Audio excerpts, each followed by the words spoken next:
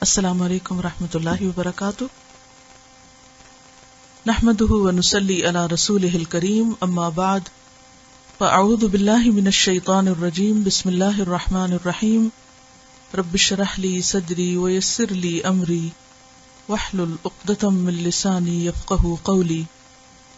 الادب، کیا معنی ہے ادب کا؟ دانشمندی. اور کیونکہ جب تک ادب کا معنی نہیں آئے گا، ادب کرنا نہیں آئے گا اور ادب کا مفہوم نہ پتہ ہو تو عمل میں ادب کہاں سے آ سکتا ہے؟ مہذب طور طریقے اپنانا، ایسی کوالٹی جس سے انسان غیر مہذب طریقوں اور باتوں سے بچے. تعظیم، احترام، ایٹیکیٹس.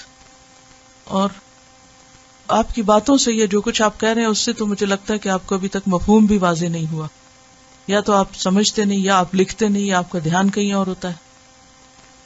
اسی لیے میں آج تیسری مرتبہ یہ سوال کر رہی ہوں کہ ادب کہتے کس کو ہیں، اور علم سے ادب کس طرح مختلف ہے. کیا کسی کے پاس صرف علم کا ہونا کافی ہے، یا اس کے ساتھ ادب بھی ضروری ہے؟ اور کیا ادب دین کا حصہ ہے یا صرف کوئی دنیاوی طور طریقہ ہے؟ کیا ادب کے ہونے یا نہ ہونے سے انسان پر کوئی اثر پڑتا ہے؟ کسی قوم کے اخلاق اور اس کا معیار جاننے کا کوئی طریقہ ہے؟ کوئی بھی قوم یا فرد کس سے پہچانا جاتا ہے؟ کسی انسان کی پہچان کیا اس کی ڈگریاں ہیں یا اس کے اندر پائی جانے والی کوالٹیز؟ کون سی چیز انسان کو خوبصورت بناتی ہے؟ جی، کسی بھی قوم کے ایسے ضابطے اور طور طریقے جو عام روزمرہ زندگی کے معاملات میں استعمال ہوتے ہوں. صرف خوش اخلاقی ادب نہیں ہے، ادب اس سے آگے کی چیز ہے. بنیادی طور پر ادب تمام خصال خیر کا جمع ہونا ہے.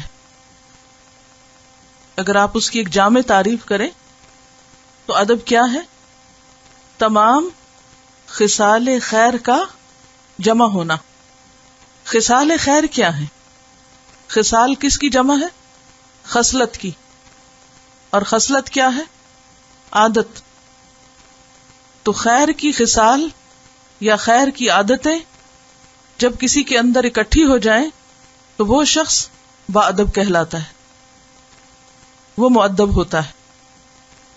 اور خیر کی خصلتوں یا خیر کی عادتوں ساری یا کچھ کا خالی ہونا، یا جتنے فیصد بھی خالی ہے اتنا ہی انسان غیر مہذب ہے، اتنا ہی اس میں ادب کا حصہ کم ہے.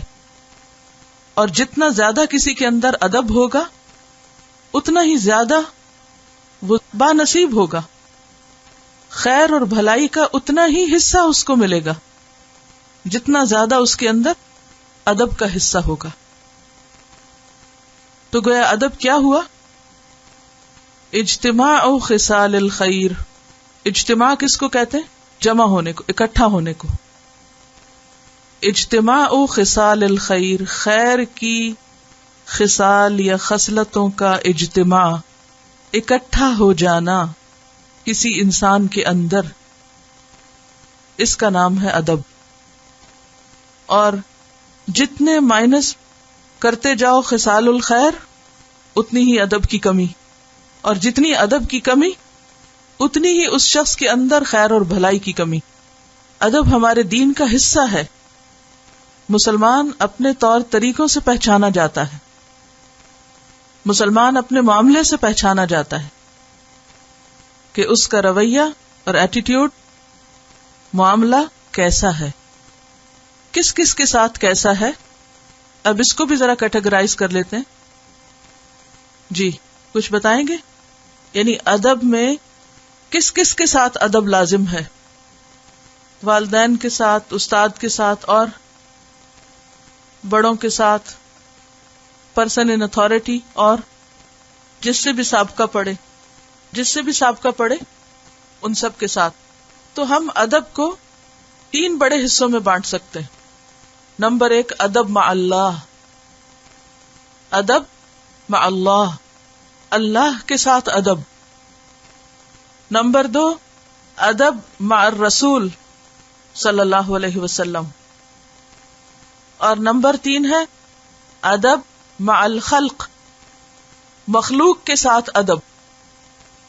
چونکہ ادب ہماری ساری زندگی کا احاطہ کرتا ہے، تو اس میں اگر ہم خالق اور مخلوق کے درمیان اس کو تقسیم کر لیں، اور پھر خاص طور پر نبی صلی اللہ علیہ وسلم کے مقام کے اعتبار سے ان کو عام مخلوق سے الگ نکال کر ادب کو دیکھیں، تو ہمارا دین ان تینوں میدانوں کا احاطہ کرتا ہے. دین اسلام کے علاوہ آپ دیکھیے کہ باقی جگہوں پر بسا اوقات بہت مینرز ہوتے ہیں، لوگوں کے ساتھ ملنے کے، کھانے پینے کے، دعوتوں پارٹیوں کے بڑے ایٹیکیٹس ہیں.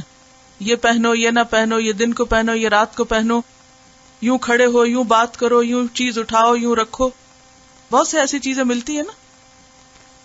لیکن وہاں کس چیز کی کمی ہے کہ جو ہمارا خالق ہے، کریٹر ہے، اس کا حق کچھ پتا نہیں، اس کے ساتھ کوئی ادب نہیں، اور مخلوق کے ساتھ بہت ادب اور مینرز اور ایٹیکیٹس برتے جا رہے ہیں. تو کیا یہ جامع ادب ہوگا؟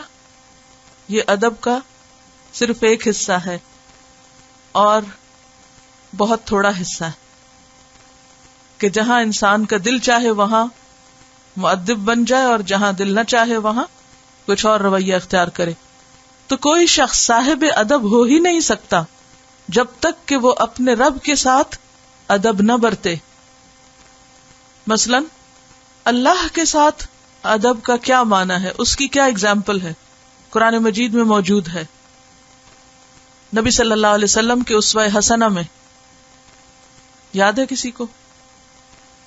سورۃ النجم میں آتا ہے، پڑھ چکے ہیں آپ.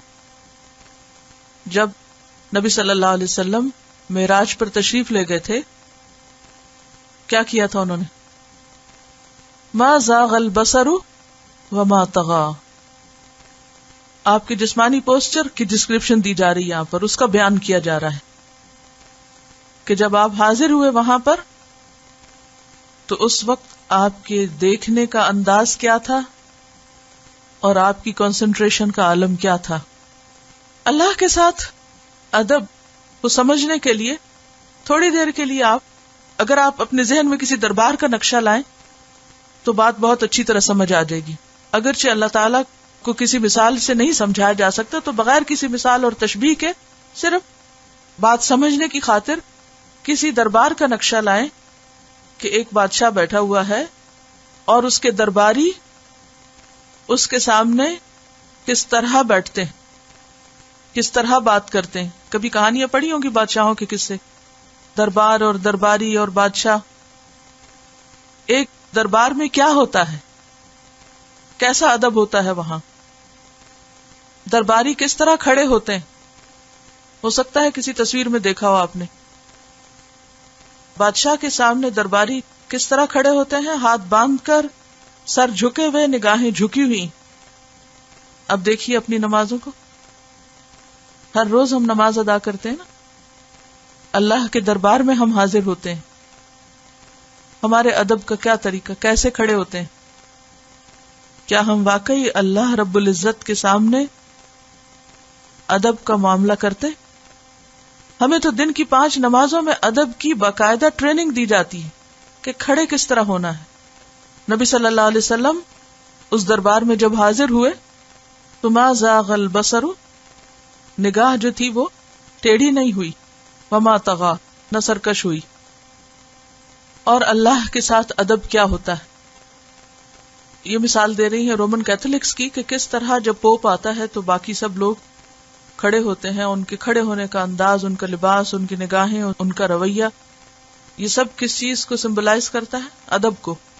تو وہ جو انسانوں کو خدا مان کر ان کو اتنا ادب دیتے ہیں، تو ہمیں اپنے رب العالمین کو جب ہم خاص طور پر اس کی ملاقات کے لیے حاضر ہوں تو کیسا ادب دینا چاہیے، کس ادب کو معاملہ کرنا چاہیے. اسی طرح جب اللہ کا ذکر ہو رہا ہو، ذکر کی مجلسیں، قرآن کی تعلیم، سیکھنا اور سکھانا جو خاص طور پر اللہ کے نام پر ہو، اس محفل اور اس مجلس اور اس جگہ کا ادب کیا ہو سکتا ہے؟ صحابہ کرام کا طریقہ کیا تھا؟ قرآن مجید چونکہ اللہ کا کلام ہے تو قرآن مجید کا ادب کیا ہے؟ دراصل اللہ کا ادب. قرآن پڑھتے ہوئے صحابہ کرام کی کیفیت کیا ہوا کرتی تھی؟ کیسا ادب تھا ان کے دلوں میں؟ جیسا ادب تھا ویسا ہی حصہ انہوں نے قرآن میں سے پایا. آج قرآن مجید ہمارے دلوں میں کیوں نہیں اترتا؟ کیونکہ قرآن کا وہ ادب نہیں، وہ احترام نہیں. بعض اوقات ہم کتاب کی حد تک تو احترام کر لیتے ہیں کہ یہ آپ اوپر رکھیں یا پیچھے نہ رکھیں یا نیچے نہیں رکھیں، لیکن جو کچھ اس کے اندر لکھا ہوا ہے اس کے ساتھ ہمارا ادب اور احترام کیا ہوتا ہے؟ جب ہمیں قرآن مجید کی کسی آیت کو کوٹ کرنا ہوتا ہے یا کوئی دلیل لانی ہوتی ہے یا اس میں سے کوئی بات ہمیں سمجھ نہیں آتی تو ہمارا انداز کیا ہوتا ہے؟ ہم سب سوچیں. بعض لوگ مسلمان ہوتے ہوئے اتنے اعتراض کے انداز میں قرآن کی آیات کوٹ کرتے ہیں، آخر قرآن میں یہ کیوں آیا اور قرآن کی یہ بات تو میری سمجھ میں نہیں آتی. کیا آپ اس کو ادب کہیں گے؟ جس شخص کا یہ ایمان ہو کہ یہ اللہ کی بات ہے بھلے سمجھ میں نہ آئے، کیا یہ انداز ہو سکتا ہے بات کرنے کا؟ ہرگز نہیں. اسی لیے پھر وہ جو پیچھے حدیث ہم نے پڑھی کہ جو چیزیں قرآن سے متعلق ہیں ان کا بھی ادب، خواہ وہ استاد ہو اور خواہ وہ پھر جس کاغذ پر لکھا ہوا ہو، وہ تمام چیزیں جو اس سے متعلق ہوں. قرآن مجید میں شاعر اللہ کا احترام کرنے کا حکم ملتا ہے. وَمَن يُعَظِّمْ شَعَائِرَ اللَّهِ فَإِنَّهَا مِن تَقْوَى الْقُلُوبِ، کہ جو اللہ کی نشانیوں کا احترام کرتا ہے تو وہ دلوں کے تقوی میں سے ہے. تو اب آپ دیکھیے کہ شاعر اللہ وہ کیا چیزیں ہیں؟ وہ تمام چیزیں جن کے ساتھ اللہ کی یاد اور اللہ کا دین وابستہ ہے. خانہ کعبہ کا ادب اور احترام ہم کرتے ہیں. بعض لوگ بڑی بے حرمتی کے ساتھ کعبہ کے بارے میں بات کر رہے ہوتے ہیں اور سنی سنائی باتیں کوٹ کر رہے ہوتے ہیں کہ پاکستانیوں کو تو بہت شوق ہے کعبہ کا، یہ اکھاڑ کے اپنے ملک کیوں نہیں لے جاتے. اور بعض لوگ اور بہت بے حرمتی اور بے ادبی سے بات کرتے ہیں کہ بار بار لوگ وہیں کیوں چلے جاتے ہیں اور ان پتھروں کو اتنا احترام کیوں دیتے ہیں، اور یہ خود مسلمان باتیں کر رہے ہوتے ہیں. کیا یہ ادب ہے؟ یہ ادب کے خلاف ہے. تو ادب کا پہلا کرینہ کیا ہے کہ جس نے ہمیں سب کچھ دیا ہے اس کے ساتھ ادب برتیں. خاص مواقع پر بھی، جیسے ہم عبادت میں کھڑے ہیں یا اللہ کا ذکر آتا ہے کہیں، اور اللہ کے کلام کے ساتھ ادب برتیں، اس کلام کو پڑھانے والوں کے ساتھ ادب برتیں، وہ جس جگہ پر لکھا ہوا اس کا ادب برتیں. پھر وہ تمام چیزیں جن کو شاعر اللہ کہا جاتا ہے ان کے ساتھ ادب برتیں. تو ادب مع اللہ میں کیا کیا آ گیا؟ یہ تمام چیزیں آگے جن کا ابھی میں نے ذکر کیا ہے. اس کے بعد ہے ادب مع الرسول صلی اللہ علیہ وسلم، رسول اللہ کا ادب. اس میں کیا چیزیں آتی؟ جی ہاں، آپ کا نام آتے ہی آپ پر درود بھیجا جائے. کیا پڑھا جائے دل میں؟ صلی اللہ علیہ وسلم. اور آپ کی بات سے آگے کسی اور کی بات نہ رکھی جائے. سورۃ الحجرات میں ہمیں نبی صلی اللہ علیہ وسلم کے ساتھ ادب برتنے کا طریقہ سکھایا گیا. یا ایھا الذین آمنوا کہہ کے جو بھی وہاں پر احکامات ملتے ہیں جو نبی صلی اللہ علیہ وسلم سے متعلق ہیں ان میں یہی ادب ملتا ہے. کیا چیزیں ہیں اس میں؟ ہم اپنے رویوں پہ غور کریں. جب آپ کی کوئی حدیث سنائی جاتی ہے یا آپ کی کسی سنت کا ذکر کیا جاتا ہے تو اس کے ساتھ ہمارا رویہ اور معاملہ کیا ہوتا ہے؟ ہمارے چہرے کے تاثرات کیا ہوتے ہیں؟ ہماری سوچ کیا ہوتی؟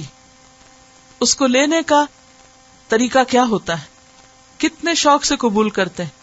کیا واقعی ہم اللہ کے رسول صلی اللہ علیہ وسلم کو دنیا کا عظیم ترین انسان مانتے؟ اور جہاں آپ کی بات آئے، خواہ سمجھ نہ بھی آئے، وہاں نظریں جھکا دیتے ہیں کہ میری عقل کا قصور ہو سکتا ہے، آپ کی بات میں کوئی جھوٹ نہیں ہو سکتا، اور اس کو دل کی پوری خوشی کے ساتھ قبول کیا جائے. بعض اوقات ہم حدیث کو ایک طرف رکھ دیتے ہیں، فائدہ بھی نہیں اٹھاتے، اور دنیا بھر کے لوگوں کے کال اور کوٹس اور ان کی سینگز اور پتہ نہیں کس کس چیز کو ان سب سے اوپر لے آتے ہیں. دس از بے ادبی. ترتیب کیا ہوتی ہے؟ کوئی آرٹیکل لکھیں، کوئی کتاب لکھیں، کچھ بھی کریں آپ، سب سے پہلے قرآن کی آیت کوٹ کریں، اس کے بعد حدیث کوٹ کریں، اس کے بعد کسی اور کی بات کوٹ کریں، اس کے بعد پھر صحابہ کی باتیں آئیں گی، اور صحابہ کے بعد جو علماء امت ہیں ان میں سے جس کا درجہ جتنا بلند ہے ان کی باتیں آئیں گی، اور آخر میں جا کر پھر موجودہ دور کے لوگوں میں سے کسی کو آپ چاہیں تو کوٹ کریں. یہ انتہائی غلط طریقہ ہے کہ انسان قرآن اور سنت کو ایک طرف رکھ کے فلاں نے فرمایا اور فلاں حضرت کا قول ہے اور فلاں بزرگ کا کہنا ہے اور فلاں کا، یہ سب بے ادبی کی باتیں. جہاں اللہ رسول کی بات موجود ہے وہاں کسی اور کی ضرورت نہیں، اور اگر انہی کی بات کو سمجھانے کے لیے کسی اور کی باتیں ہیں تو ان کا درجہ پھر کیا ہوگا؟ درجہ بدرجہ، جو جہاں کھڑا ہے اس کو وہیں رکھا جائے، کسی کا بھی درجہ اس کے اوپر والے سے اوپر نہ کیا جائے، یہ غلوب ہوتا ہے. اور یاد رکھیے ادب جفا اور غلوب کے بیچ میں ہوتا ہے، یہ بات نوٹ کر لیجئے، ادب جفا اور غلوب کے بیچ میں ہوتا ہے. جفا کیا ہوتی ہے؟ کسی سے بے رخی برتنا، پرواہ ہی نہ کرنا، اور غلوب اتنی پرواہ کرنا کہ اس کو اس کے مقام سے بھی اوپر لے جانا. ادب ان دونوں کے بیچ میں ہے. مثلا آپ کسی کا بھی ادب کر رہے ہیں، جیسے پیغمبر کا ادب کر رہے ہیں، نہ تو یہ کہ آپ کبھی دروشی پڑھے ہی نہ، اور نہ یہ کہ پیغمبر کا درجہ اللہ کے درجے سے بڑھا دیں، دونوں چیزیں غلط ہیں. ان دو کے بیچ میں جو اہمیت آپ اللہ کے رسول صلی اللہ علیہ وسلم کو دیں گے وہ ادب کہلائے گا. کیا کہا میں نے، کیا سمجھ آئی؟ کیونکہ یہ ادب کا باب جو ہے نا انتہائی اہم ہے. اس کے بغیر علم ہی نہیں. علم پھر کیا ہے؟ صرف بوجھ. جیسے بنی اسرائیل کی مثال قرآن مجید میں دی گئی کہ مثل الذین حملوا التوراۃ ثم لم يحملوها. بہت سے لوگ کتابیں حفظ کر ڈالتے ہیں لیکن ادب نام کی چیز ان کے پاس سے نہیں گزری ہوتی. تو ایسے علم سے نہ ان کی اپنی ذات کو فائدہ ہوتا ہے اور نہ کسی اور کو فائدہ ہوتا ہے. وہ علم بھی وبال جان ہوتا ہے جس میں ادب نہ ہو. یہ ایسے ہی ہے جیسے پھول ہے اور اس میں خوشبو نہیں، کوئی کھانے کی چیز اور اس میں ٹیسٹ نہیں. بہترین کھانا پکا ہوا لیکن نمک نہ ہو اس میں، کوئی مزہ نہیں اس کا. بہت سی چیزیں دیکھنے میں بڑی خوبصورت نظر آتی ہیں لیکن ان کے اندر کوئی ٹیسٹ نہیں ہوتا.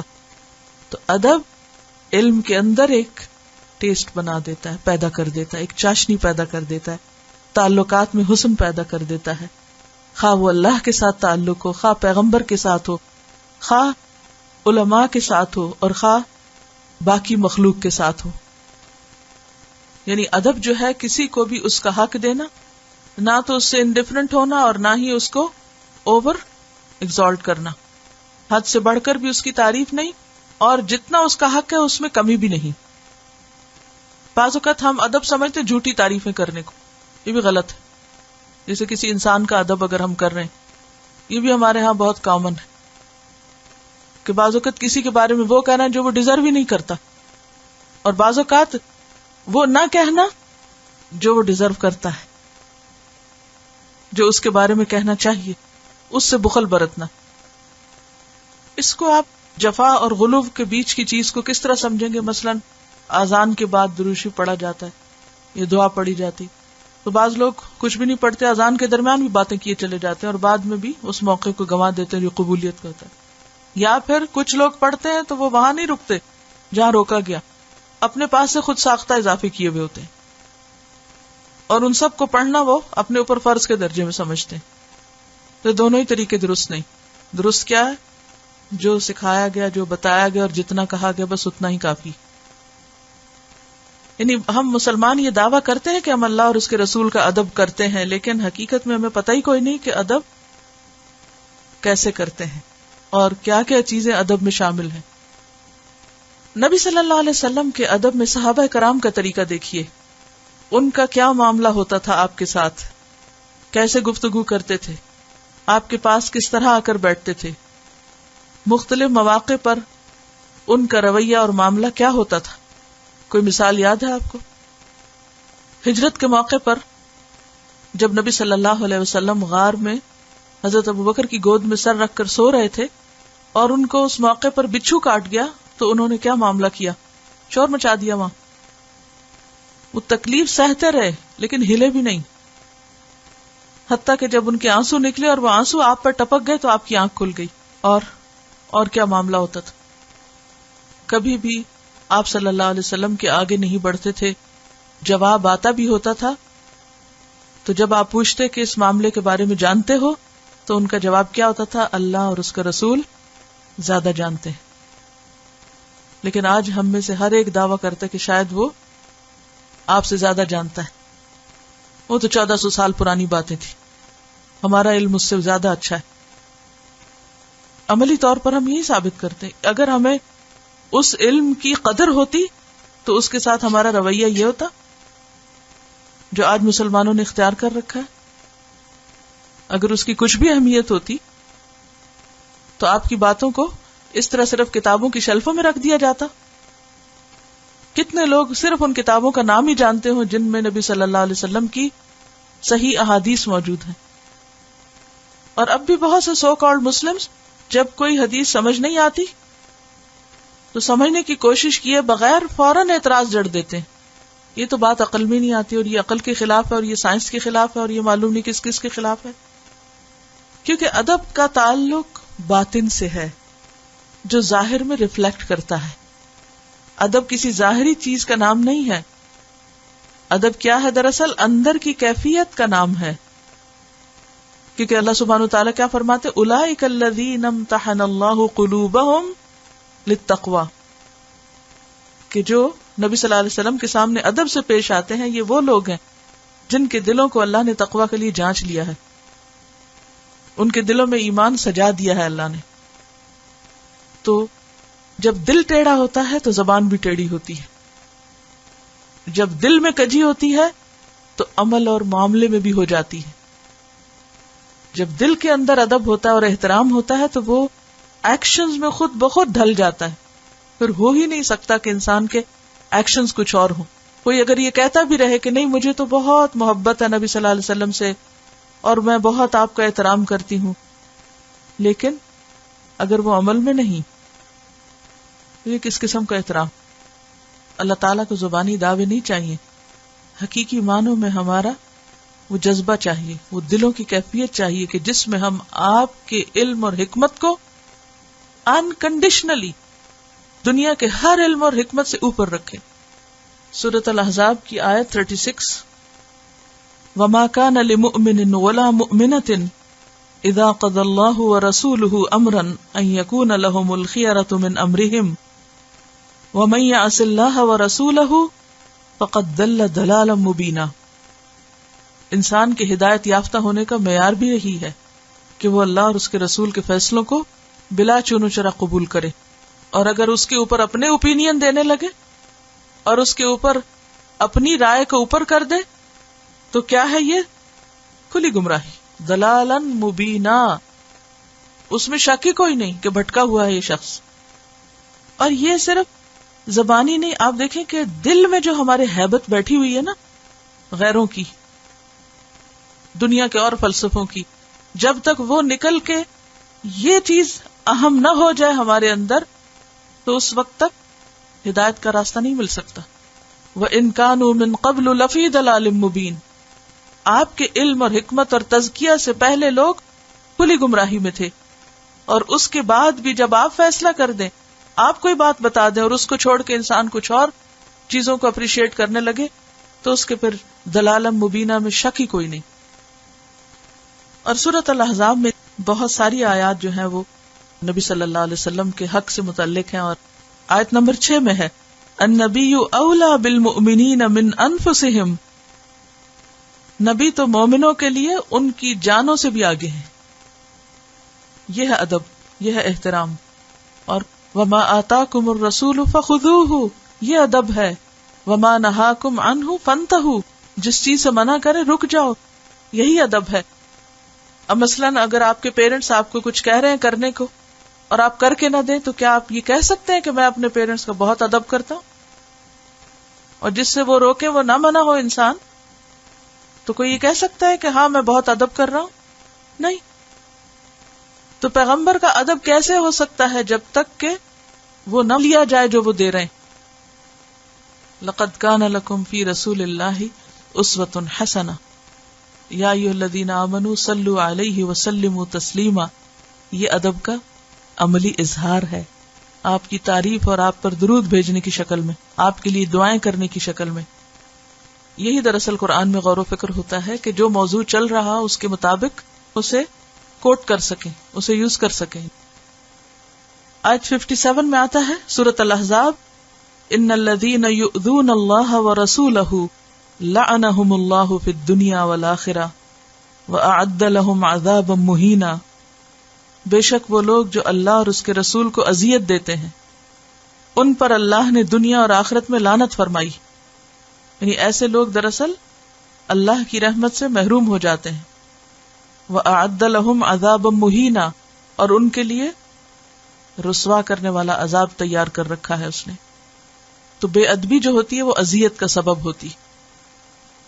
آیت 66 میں آپ دیکھیے، یوم تقلب وجوہہم فی النار یقولون یا لیتنا اطعنا اللہ واطعنا الرسول وقالوا ربنا انا اطعنا سادتنا وکبراءنا فاضلونا السبیل. کہ رسول کو چھوڑ کر ہم نے کس کی پیروی کی، کس کی باتیں مانی؟ انا اطعنا سادتنا وکبراءنا، دنیا کے بڑوں کی.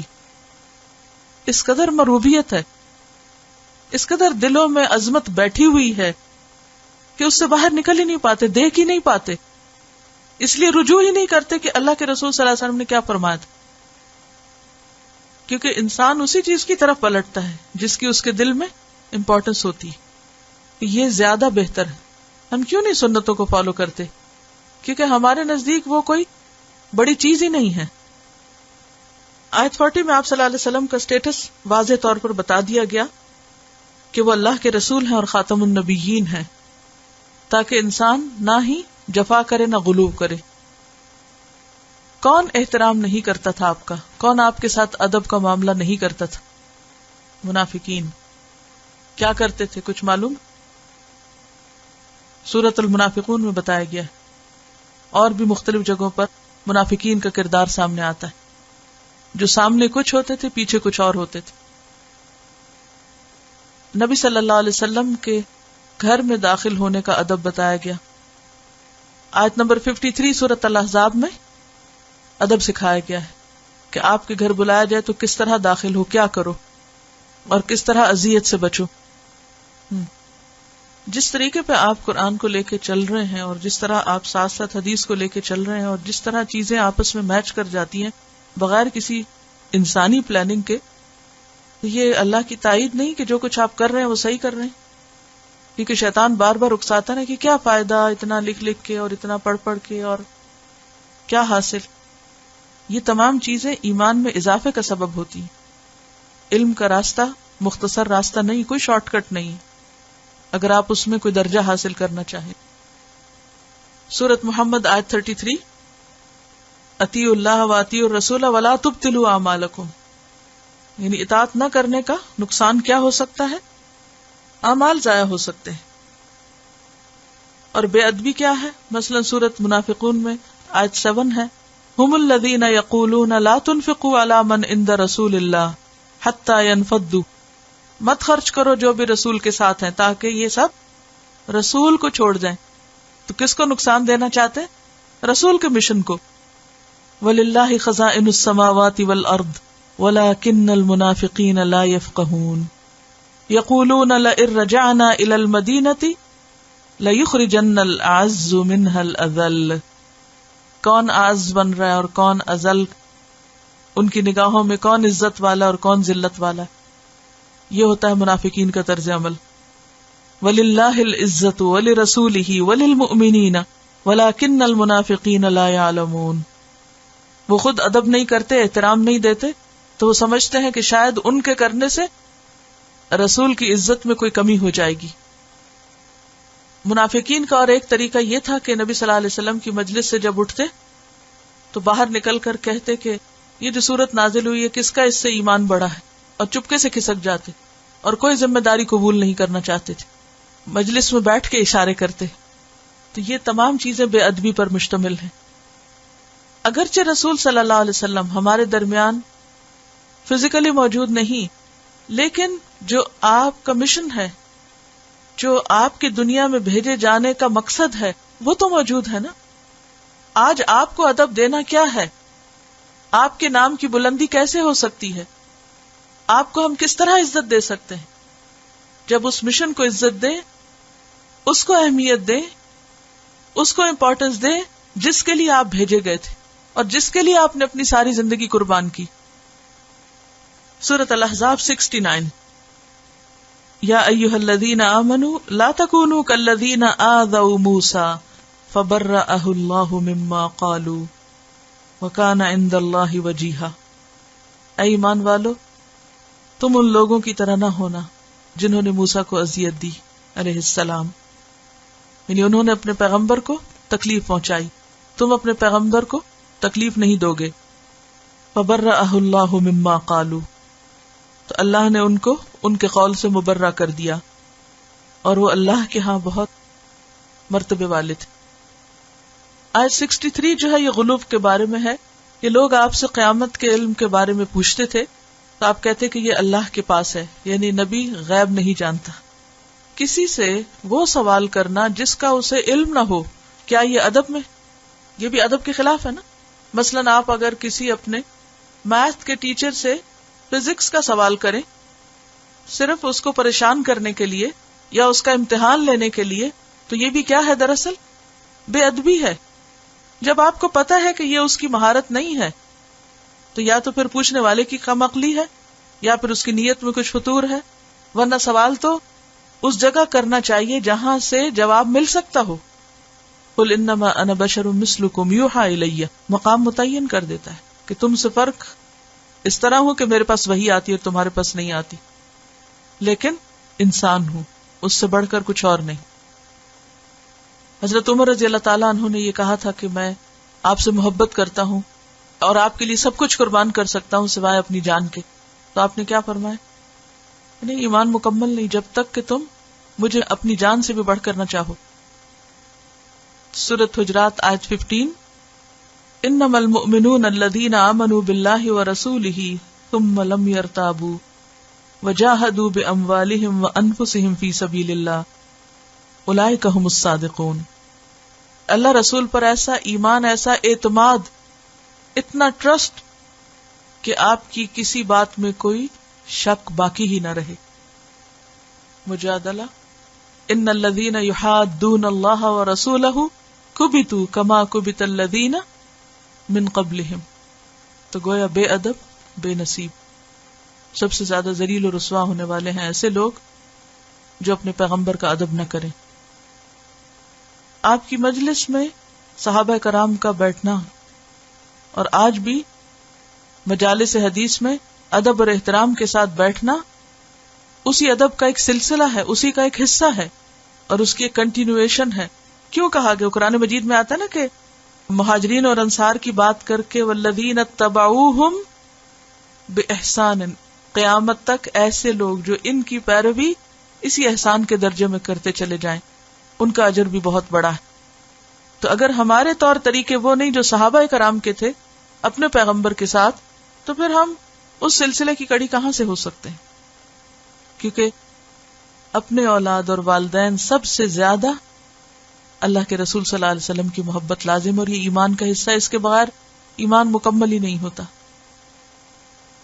یعنی ہم اپنی چیزیں، اپنے بچوں کی چیزیں، کسی نے کوئی تحفہ دیا ہو، کچھ کوئی پیاری چیز ہو، کس طرح سنبھال کے اس کو زندگی بھر رکھتے ہیں، کتنی اہمیت دیتے ہیں.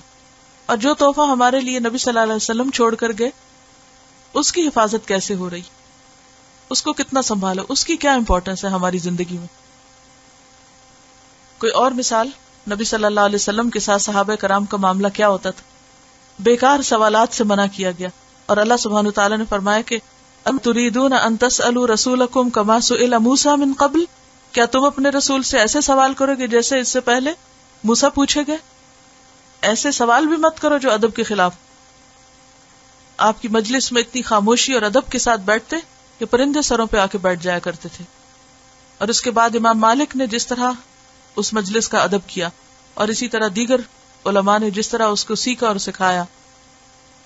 سورۃ حجرات کی شروع کی آیات، یا ایھا الذین آمنوا لا تقدموا بین یدی اللہ ورسولہ. صحابہ کرام نبی صلی اللہ علیہ وسلم کے ساتھ کیسا معاملہ کیا کرتے تھے کہ وہ ان کے وضو کا پانی تک نیچے نہیں گرنے دیتے. ادب اور محبت کے مختلف مناظر سیرت کی کتابوں میں ملتے ہیں کہ کس طرح صحابہ کرام آپ صلی اللہ علیہ وسلم کے ساتھ معاملہ کیا کرتے تھے. ایک مرتبہ آپ نے کہا کہ لوگوں بیٹھ جاؤ، جو جہاں تھا وہیں بیٹھ گیا. اگر کسی کا دروازے میں ایک قدم اندر اور ایک باہر تو وہیں بیٹھ گیا. جو دھوپ میں تھا وہ دھوپ میں بیٹھ گیا، جو سائے میں تھا وہ سائے میں بیٹھ گیا. ایک صحابیہ تھی، اپنے بال بنا رہی تھی، تو نبی صلی اللہ علیہ وسلم یعنی مسجد میں خطبہ دینے کے لیے کھڑے ہوئے، یا ایھا الناس، فوراً اٹھ کھڑی ہوں. تو جو ان کی بال بنانے والی خاتون تھی انہوں نے کہا ابھی تو خطبہ شروع ہی ہوا. انہوں نے کہا اللہ کے رسول صلی اللہ علیہ وسلم پکارے یا ایھا الناس اور ہم بال بناتے رہے. آج ہمارا حال کیا ہے؟ حضرت عمر رضی اللہ تعالیٰ عنہ کسی قسم کی ڈس ریسپیکٹ کو گوارا نہیں کرتے تھے. جہاں انہیں اشارہ بھی ہوتا کہ کوئی شخص ایسا کرنے کا سوچ رہا ہے یا کرتا ہے تو ان کا ایک ہی جملہ ہوتا تھا، کیا میں اس منافق کی گردن نہ اڑا دوں. وہ اس سے کم پہ بات بھی نہیں کرتے تھے. کوئی کرے تو صحیح آپ کی بے ادبی. تو ادب کا معنی یاد کیجئے. اللہ کے ساتھ ادب کے کیا معنی ہے، کیا طریقے ہیں، اس کو یاد کیجئے. رسول کے ساتھ ادب کا کیا مطلب ہے، کن کن چیزوں میں ادب کرنا چاہیے، ہم کس طرح ادب کر سکتے ہیں. ان پوائنٹس کو الگ لکھیے اور یاد کیجئے. اور اس کے بعد انشاءاللہ ہم آگے موو کریں گے کہ مخلوق کے ساتھ ادب کیا ہے، کیونکہ اللہ رسول کا ادب اگر کسی کے اندر نہیں تو اس کا باقی کوئی ادب بھی قبول نہیں. سبحانک اللہم و بحمدک نشہد ان لا الہ الا انت نستغفرک و نتوب الیک. السلام علیکم و رحمۃ اللہ وبرکاتہ.